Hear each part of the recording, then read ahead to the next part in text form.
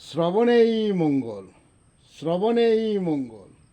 অপরাধ দেখি কৃষ্ণ যারে দণ্ড করে, জন্মে জন্মে দাস সেই বলিনু তোমারি। তখন অদ্বৈত উঠিয়া বাহু তুলিয়া নৃত্য করিতে লাগিলেন, আর বলিতে লাগিলেন, আমি আজ প্রভুর দণ্ড পাইলাম, আমি আজ কৃষ্ণের দাস হইলাম। আজ জানিলাম শ্রীকৃষ্ণ আমাকে বিস্মিত হয়েন না। একটি প্রবাদ আছে যে শ্রীকৃষ্ণ ভগবান বলিতেছেন, যে করে আমার আশ আমি করি সর্বনাশ, তবু নাহি সারে পাশ তার হই দাসের দাস। যে ব্যক্তি ভগবান শ্রীকৃষ্ণ পাদপদ্ম মুখপান করিয়াছেন, তিনি দুঃখ পাইলেও শ্রী ভগবান তাহাকে বিস্মিত হন না। তাহার ইহাই মনে হইলে ভক্ত আনন্দিত হয়েন, আর তখন ভক্তের নিকট ভগবান হারি মানেন।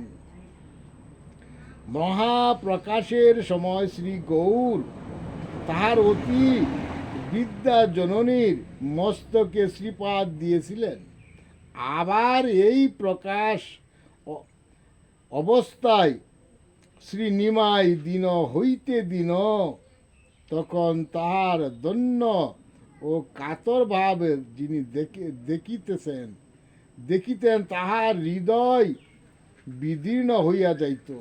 তবে অপ্রকাশ অবস্থায় তিনি বিশেষ গুরুজন ব্যতীত কাহাকেও প্রণাম করিতেন না, কারণ তাহা করিলে তাহার ভক্তগণ ক্লেশ পাইতেন।